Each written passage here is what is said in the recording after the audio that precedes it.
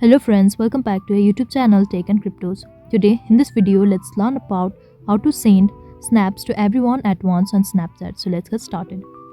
At first let's get into Snapchat app.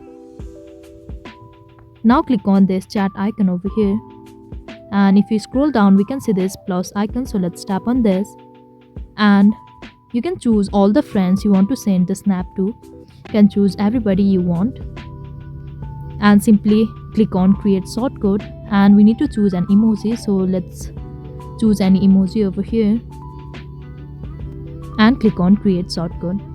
Now here we have created a shortcut of everyone we want. We can see this emoji over here. Now if you want to send any snap, so let's tap on this, click the snap and click on send to, and you can see this shortcut. This will include everybody you have wanted. So let's tap on this and it's done.